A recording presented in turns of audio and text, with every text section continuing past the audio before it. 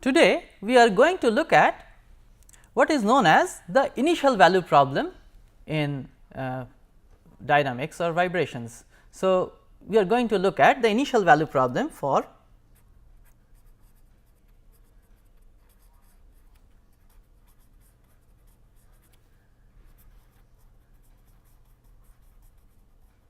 continuous systems.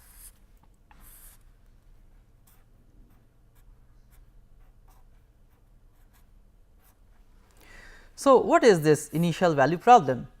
So, suppose you have let us say a string,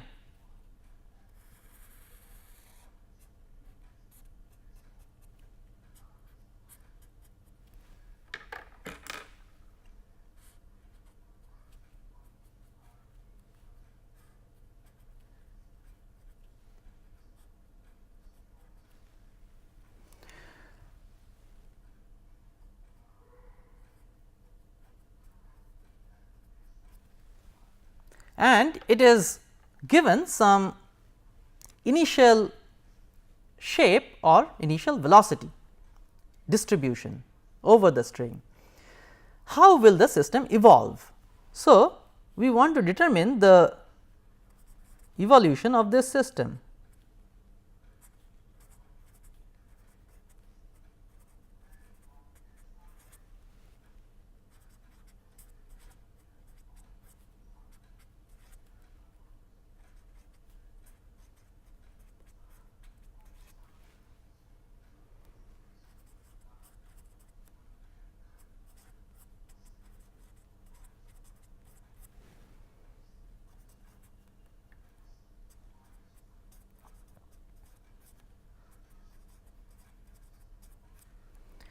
So, given this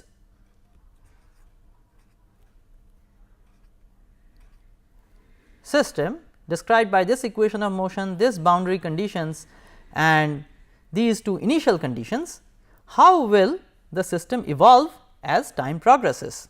So, this is the central problem in the initial value problem.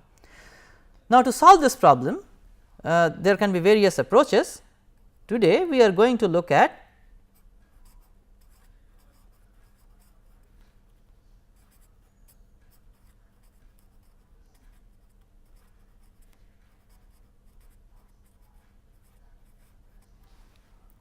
the modal expansion method. The initial value problem can also be solved by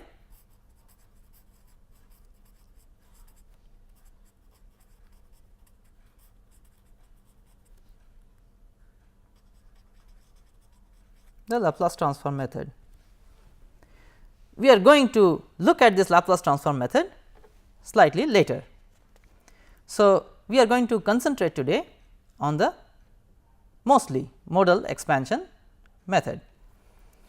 So,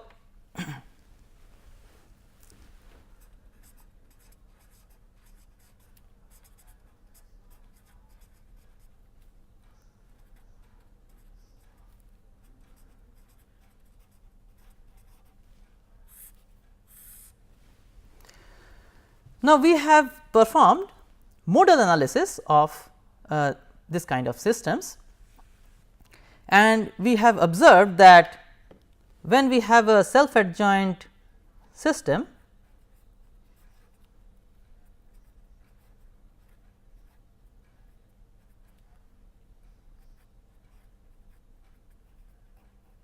which is to say that the stiffness operator is self adjoint, then the eigenvalue problem has real eigen values and real eigen functions.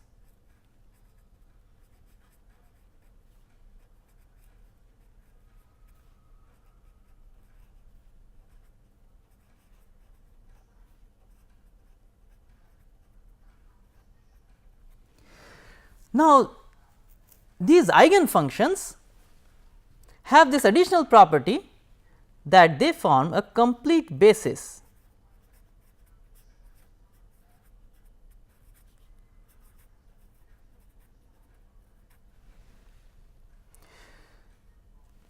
this is the underlying thing that is used in modal expansion method. So, this property is of fundamental importance in the modal expansion method.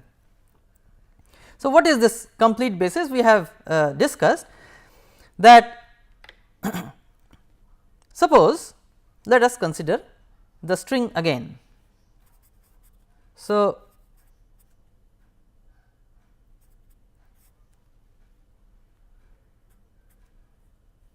the solution was obtained was first considered. So, the general solution we have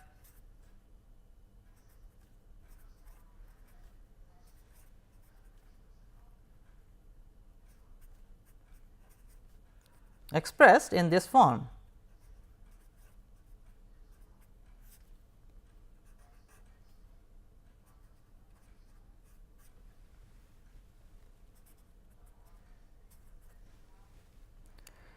Which I can write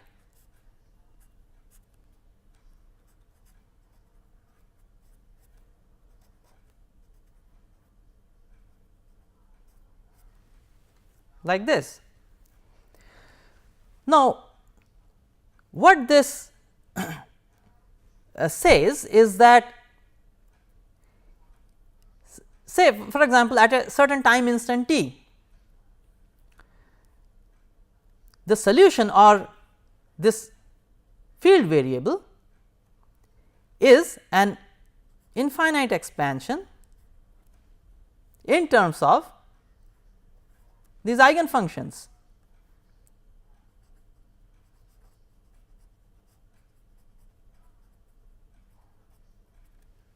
Which for the string it happens to be, so for a fixed string it happens to be this sin k pi x over L. Now, when we say that this is a general solution, that means any shape of the string should be can be represented by this expansion.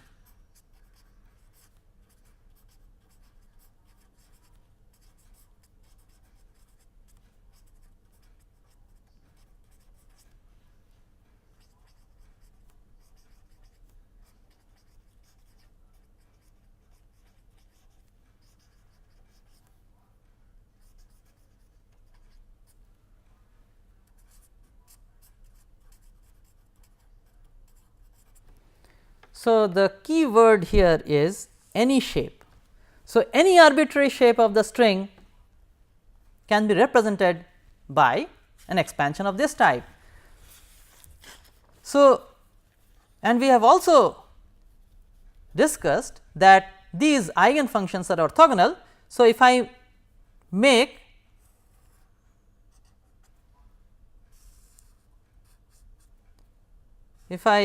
want to have a visualization of this, that these eigenfunctions are orthogonal and this forms a function space with this as we call as the basis.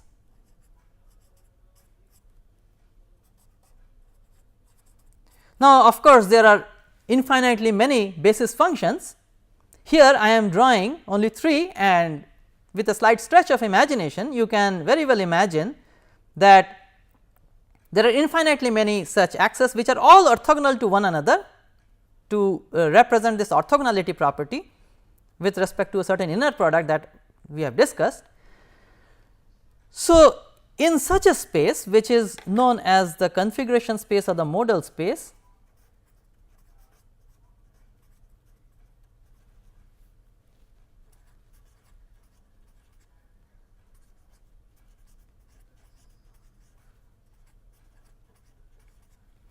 in such a space a point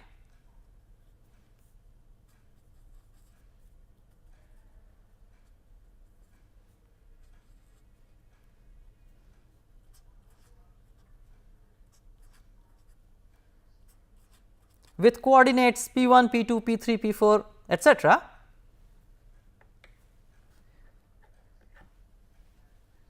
So, this point represents the configuration of the string at the time instant when the coordinates are p 1, p 2, p 3 etcetera. So, at any time at a particular time instant, this expansion therefore represents the shape of the string at that time instant. So, this point represents a shape, a configuration of the system, and any shape of the string is a point in this space. There is no shape that lies outside this space. So, this is the important thing. So, any shape of the string can be captured by this expansion. This is known as the expansion theorem, the modal expansion theorem.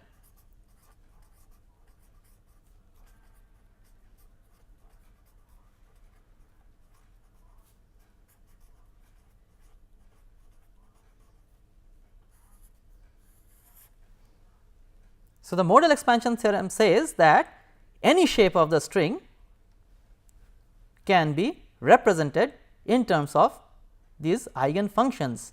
So, these eigen functions, they form a complete basis, which means any shape can be represented in this basis. So, what I have shown here in 3 dimensions. Now, this is the key to the modal expansion method for solving the initial value problem. So, for the problem that we have here, this and similar problems, we will now try to solve using the modal expansion method. So, let us see this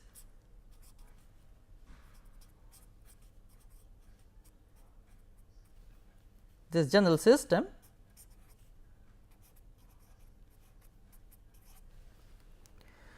with certain boundary conditions, let us say this form, and some initial conditions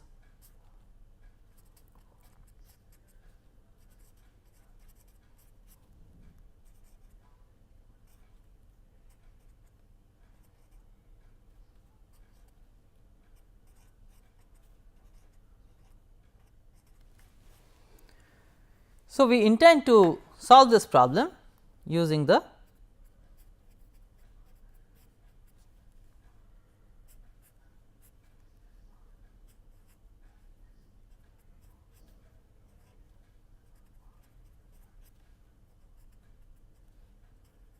expansion this. So, if you substitute this expression here,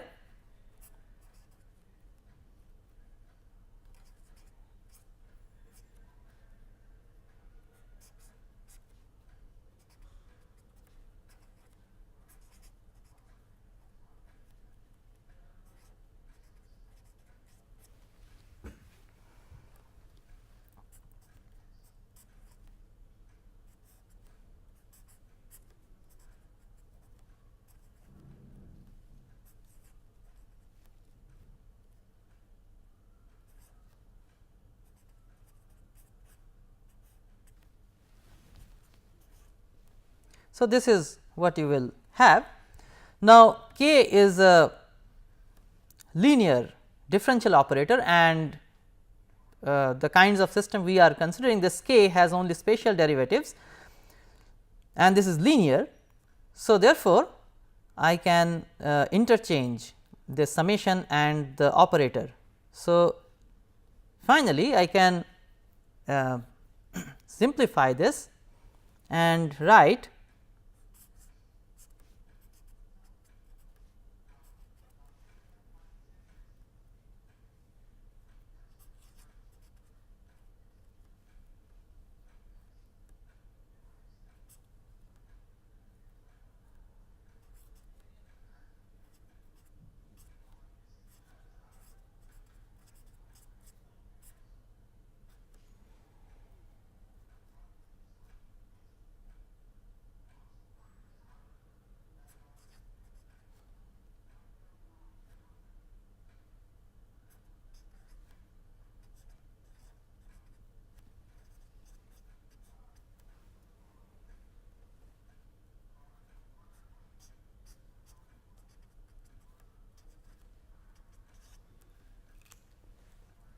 So, this is what we obtain. Now, recall that this eigenvalue problem for this system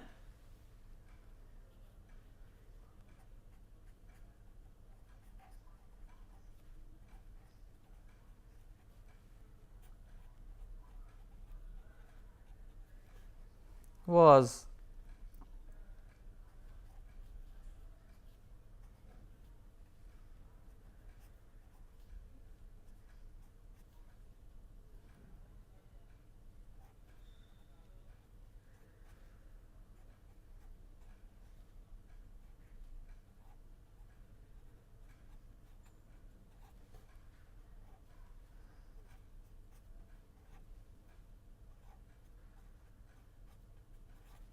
So, this was the statement of the eigenvalue problem for this system.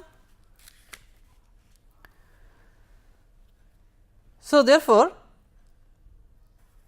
in this summation I can replace this operator acting on the eigenfunction kth eigenfunction with this, and therefore,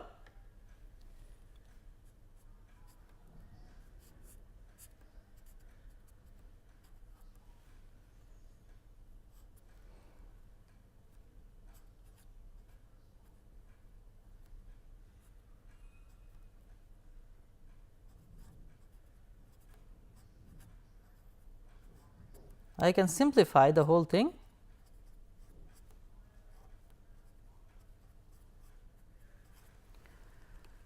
and write like this. Now, this is a summation again in terms of these eigenfunctions. So, I can use now the orthogonality property. So, I will multiply both sides by the jth eigenfunction and integrate over the domain of the problem.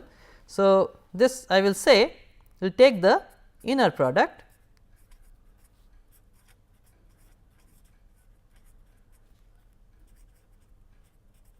with let us say u j.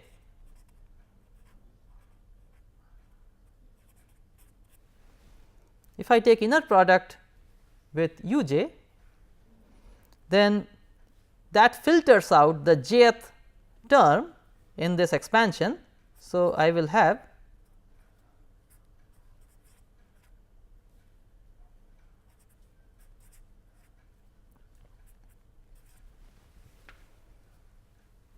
and this I can do for all j's, all values of j, and the solution, the general solution of this system can be easily written as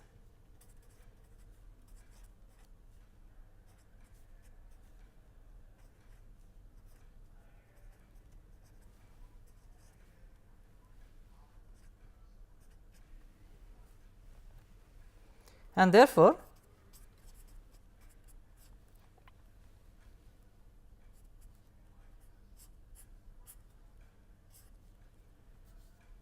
I will substitute this in the original expansion and write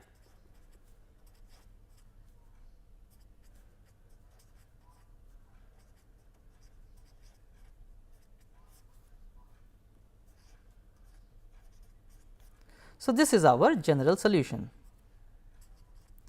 Now, once I have this general solution, now I have to use the initial conditions.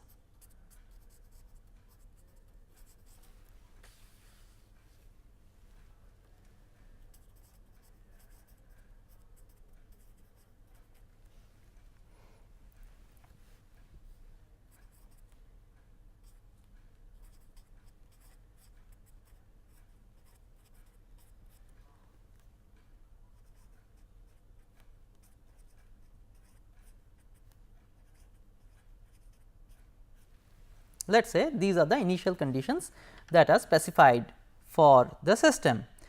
Now, using these initial conditions, we have to actually solve for these coefficients C j and S j. Now, let us see how we can do that.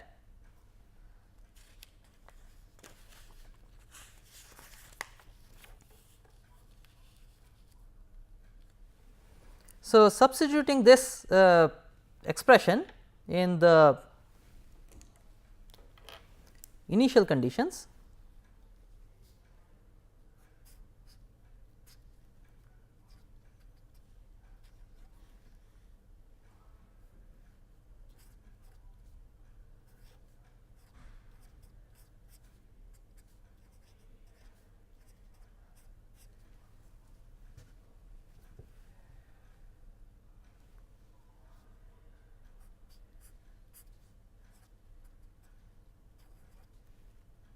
so this is from the first initial condition, and from the second initial condition this,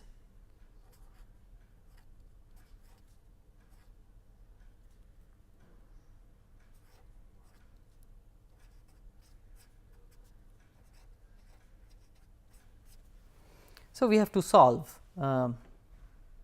for the coefficients. So, there are infinitely many coefficients. So, for C j and similarly infinite coefficients for S j, and we have these two equations. But then remember that these eigen functions, they are orthogonal. So, we can use once again the inner product. So, suppose I take the inner product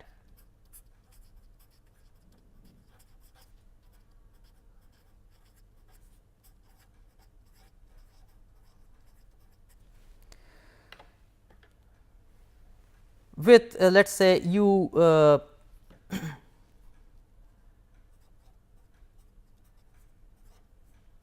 k, then I can write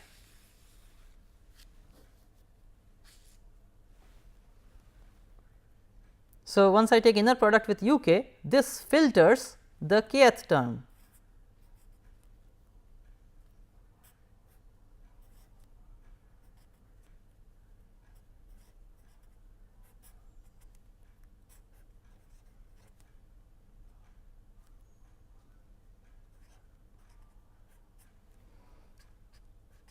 And that gives us, so if I write in the integral form,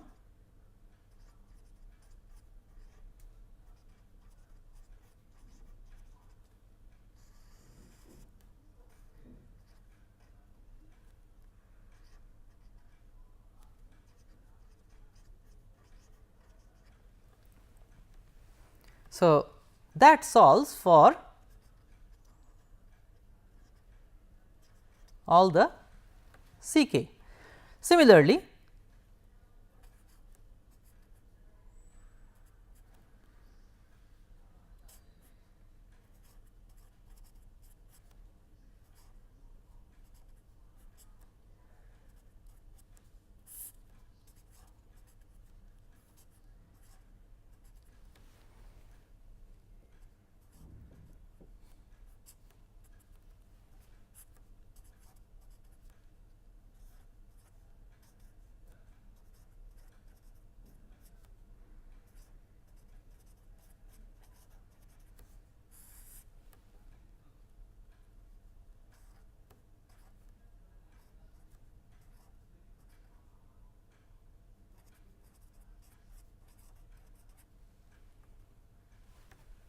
so that solves for all the values of S k.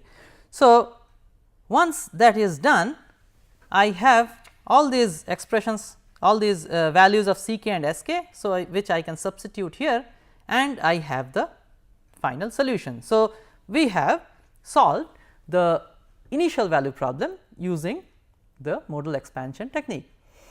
Now, let us look at some examples of actual systems. So, the first example that we are going to see is shown in this in this slide. So, this is the collapse of a stretched bar. So, what we have is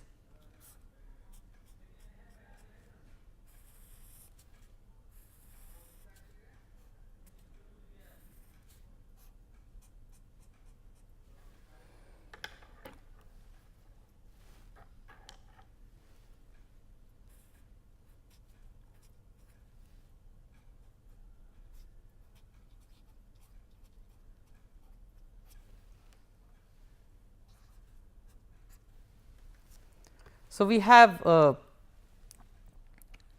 fixed free bar which is under tension because of this string.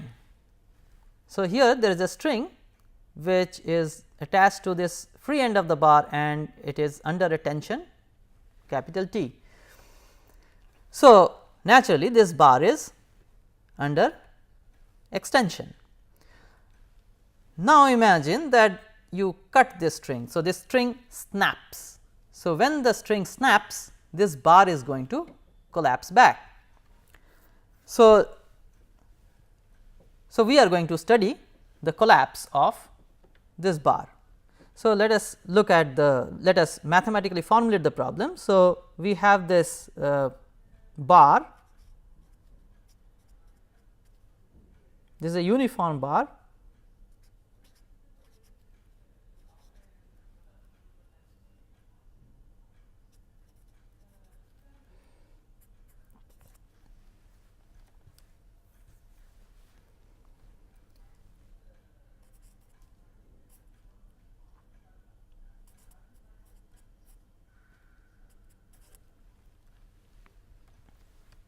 So, we are going to formulate the problem at the moment the string snaps. So, in that case the right end of the bar is force free. So, this boundary condition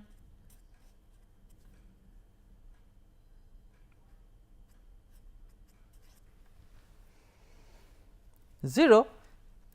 Now, the initial conditions. So, you can very well find out the initial conditions. So, here what was the condition, that this was under a tension T.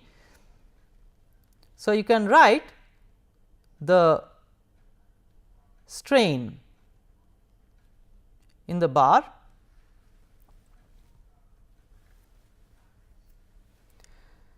So, that is del u del x, the stress in the bar is the Young's modulus times the strain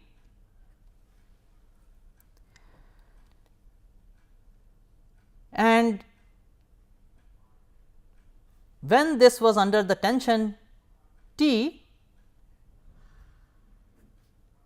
So, the force was T, which is sigma times the area of cross section of the bar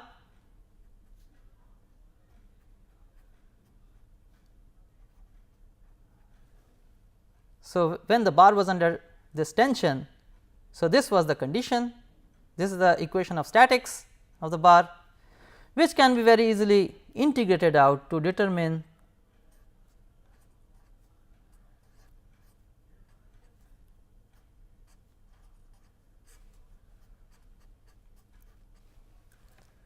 since at x equal to 0 u is 0. So, the constant of integration is 0. So, this is the initial condition of the bar.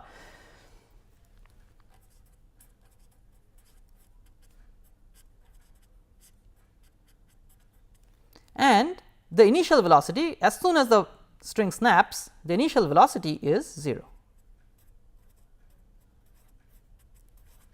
So, this is our problem. This is the initial value problem for this collapsing bar.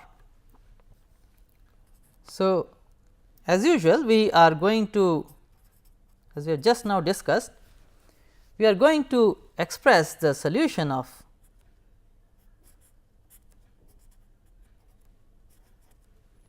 this collapsing bar in terms of its eigenfunctions.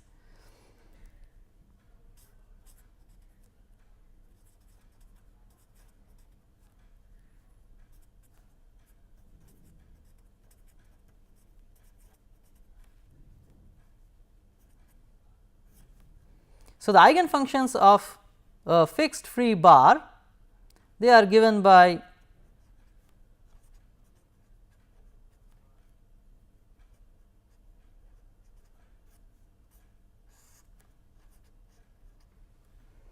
so these are the eigenfunctions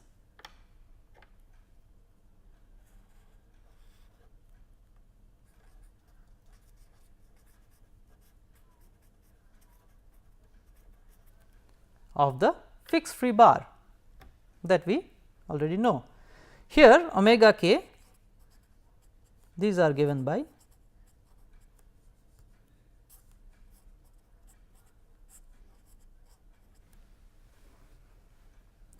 these values. So, here this is the general solution and these are the coefficients that we must find out from these initial conditions. So, let us see.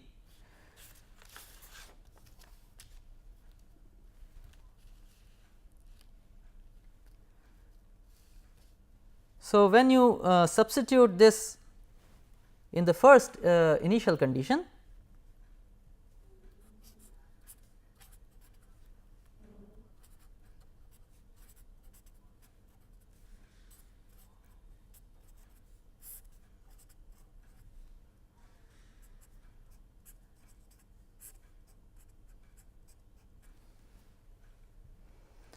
and similarly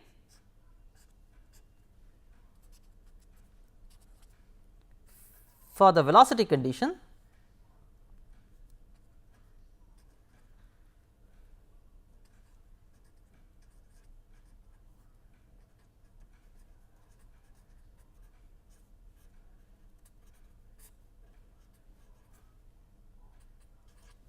these are all 0. So, this immediately tells us for all k, these coefficients S k must vanish. So, we are left with this. So, we take inner product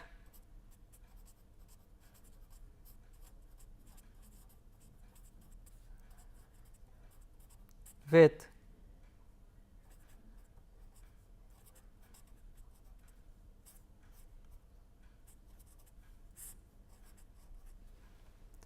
this kth eigenfunction, and if you perform this integral, so you multiply this and integrate over the length of the bar.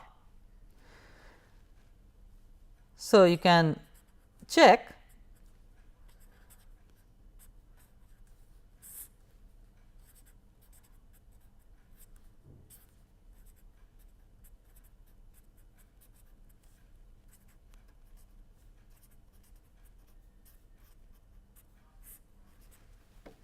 so these are the coefficients, and finally therefore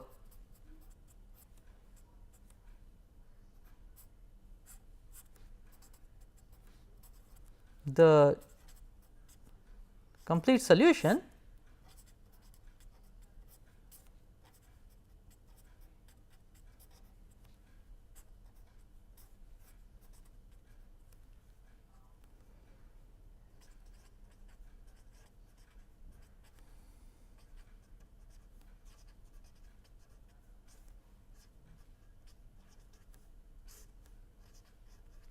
so the complete solution is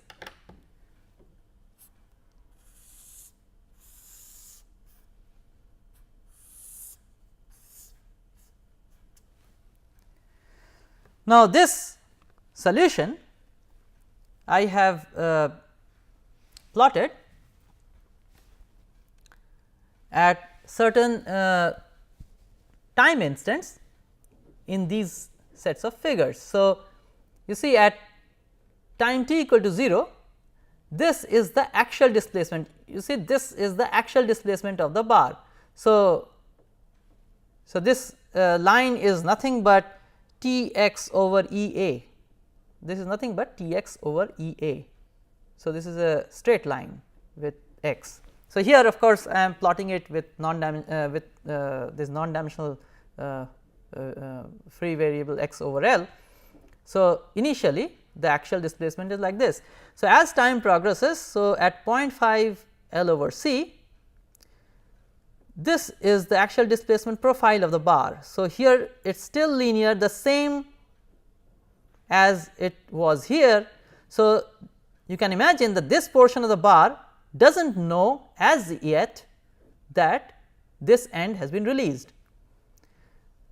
So, this information has progressed in 0.5 L over C time to approximately half. So, it is half of the bar knows that this end has been released, this half still does not know. So, there is a propagation of information from the end which was released at time t equal to 0 into the bar. So, at L over C, the bar comes to complete the whole of the bar is at the equilibrium configuration, which is not shown in these figures. And then at 0.5 L over C, there is a compression taking place in the bars. Here these are all, the bar is under tension. When it comes to the equilibrium configuration at L over C, the bar is in equilibrium, but then it has acquired velocity. So, it still goes and hits against the or compresses against the wall, and then there is a compression generating in the bar, and that compression is complete at 2 L over C. So, there is a, as you can imagine, there is a propagation of information of this compression wave, as it is usually known as compression and tension wave, that progresses in the bar and it reflects back and forth, and that way the bar is vibrating. Now, this propagation of these waves we are going to discuss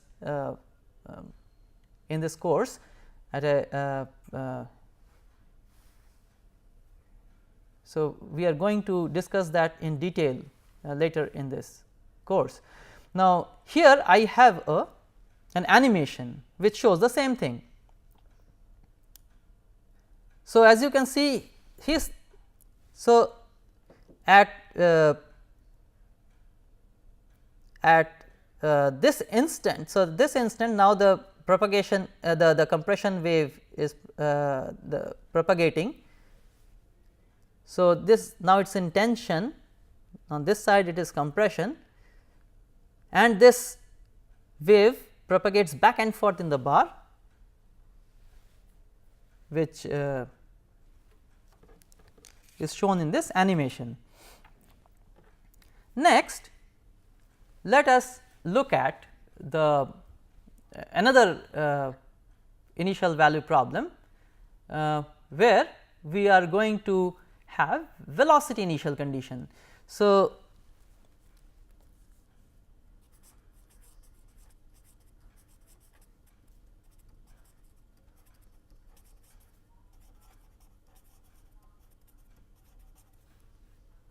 let us consider a string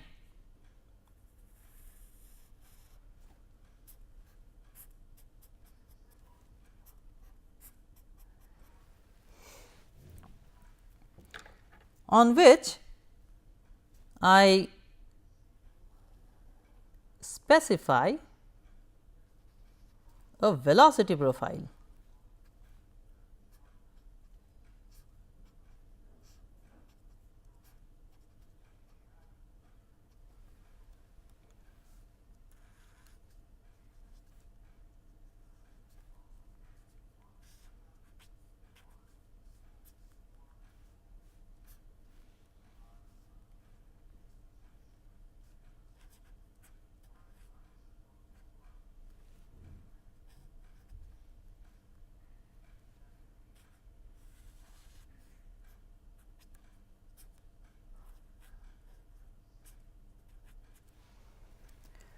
So, the velocity profile that I have considered.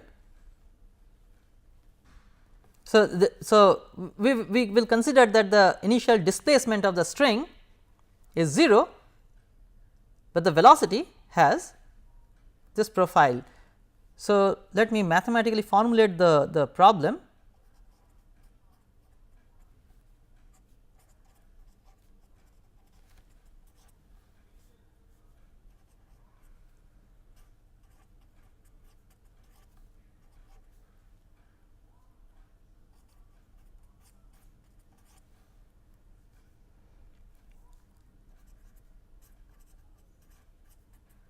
So, the initial displacement of the string is 0, while the velocity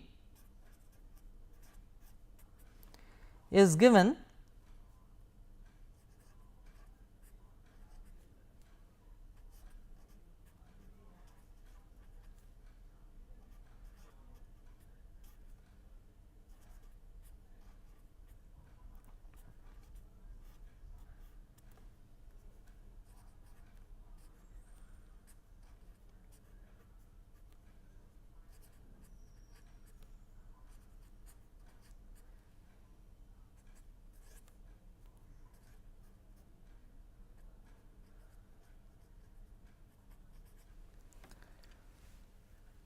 So, we have velocity profile like this over this region. So, velocity initial condition is provided only over this small region, which is of length 1/5 the length of the string. So, central portion we have this kind of a profile. So, for this problem, once again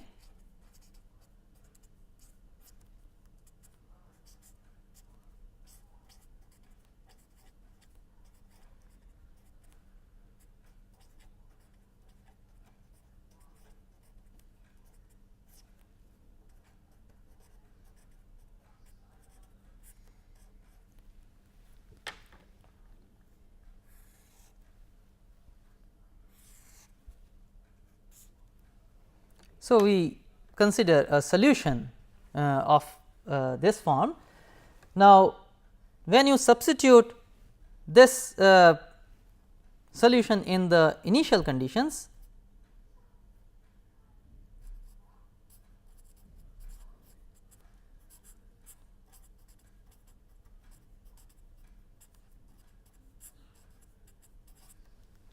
you will obtain these two equations.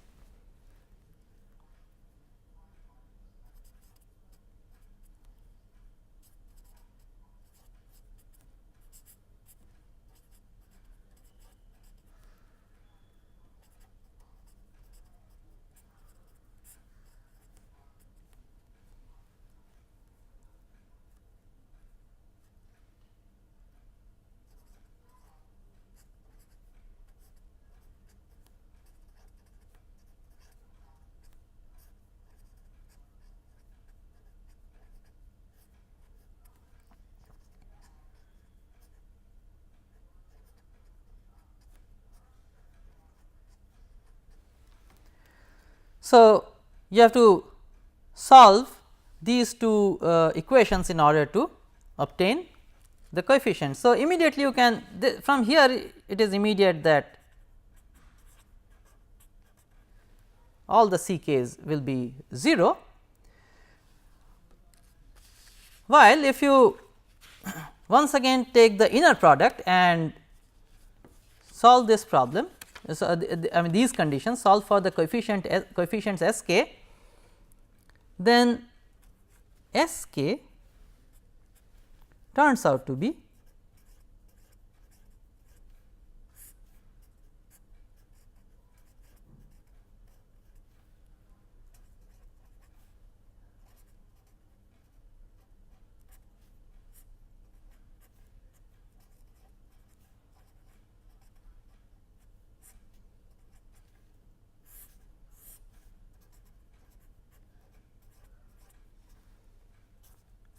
for k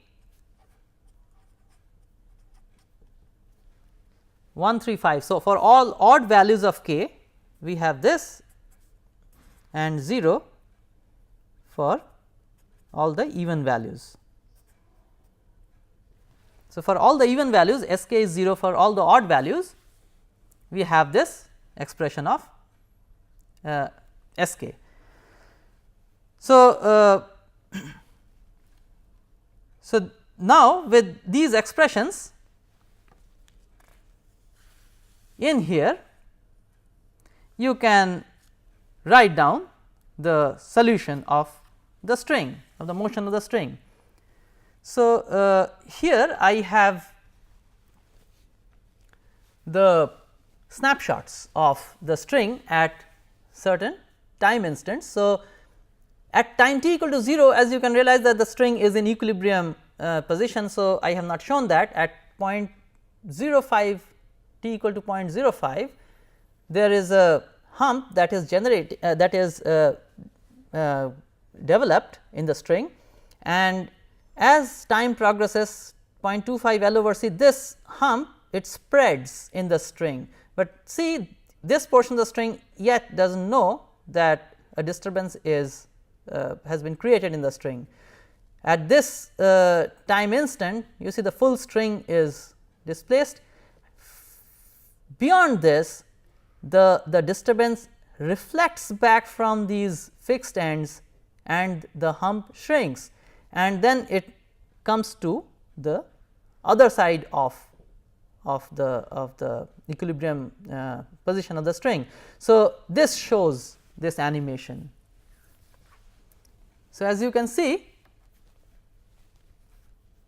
that the hump develops, spreads, reflects, collapses and comes on the other side and does the same thing.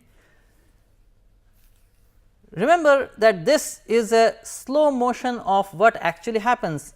I mean, this progression of waves possibly will not be observed, cannot be observed by the human eye as such. You have to see it in slow motion to observe this kind of propagation of disturbance. So, we have looked at the initial value problem for continuous systems, and we have considered two examples, and using the modal expansion technique we have solved this problem.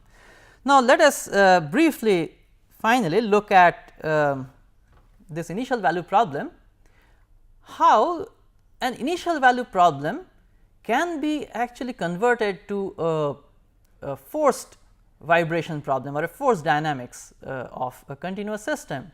Now, this is very interesting because then once we discuss the forced vibration analysis, the methods that we discuss there will be applicable for solving the initial value problem as well. So, which means that we can solve the forced dynamics or the forced or the initial value problem as a forced vibration problem. So, we then have a unified way of treating initial value problem, force dynamics, etc. So, let us look at this conversion of an initial value problem to a forced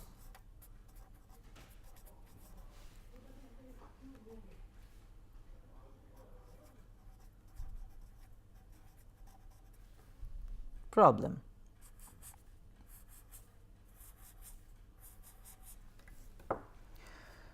Now, you see this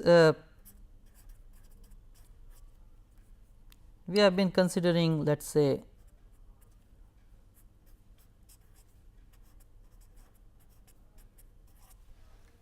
this kind of a system and with certain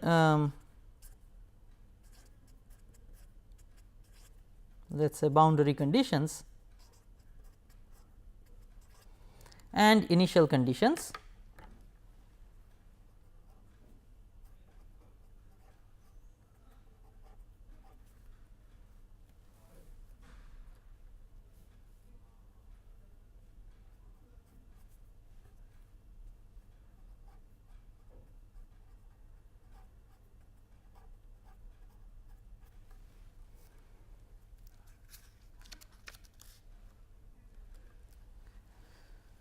Now,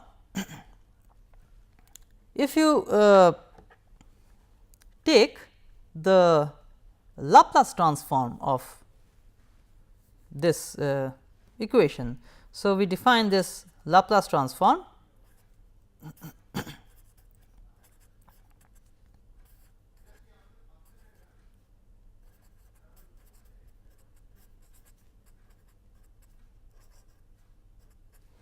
So, if you define the Laplace transform in this manner, then in the Laplace domain. So, here S is the Laplace variable. So, in the Laplace domain you can write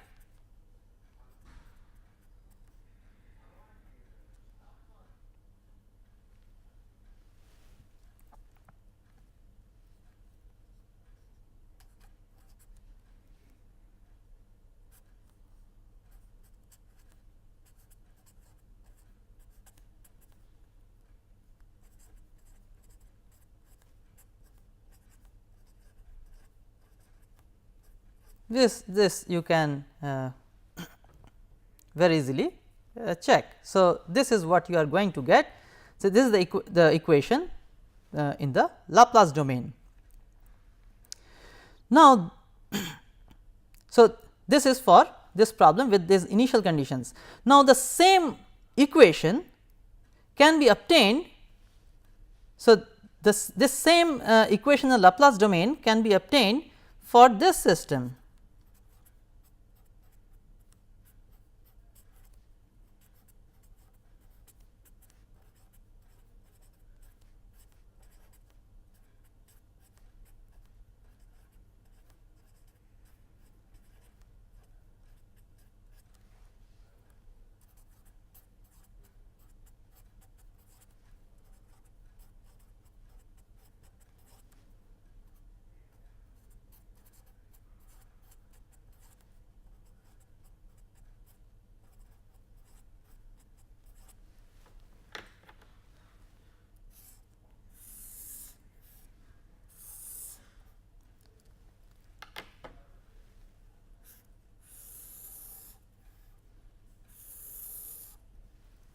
So, the in the Laplace domain, the equation of motion for this system is same as the Laplace transform of this equation, but now you see this system has 0 initial conditions.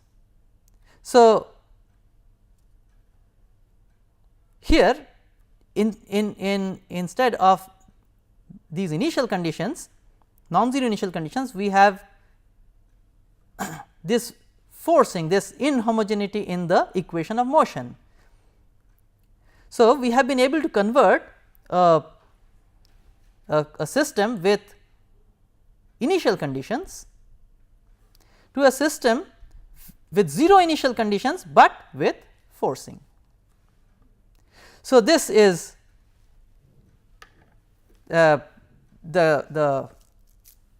so this is a system which is now a forced system with 0 initial conditions, and therefore, the solution of this will be the solution of the original system with these non-zero initial conditions. So, this way we can convert or bring an initial condition problem or convert an initial condition problem to a forced vibration, the force dynamics problem. So, in this lecture we have looked at the initial value problem. We have solved using the modal and expansion technique.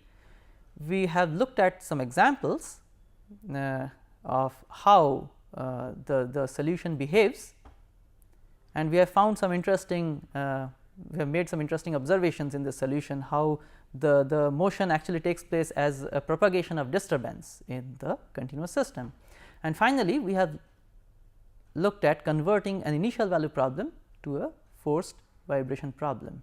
And so, with this we can solve the initial value problem and the force dynamics problem in a unified manner in a later lecture. So, with that we conclude this lecture.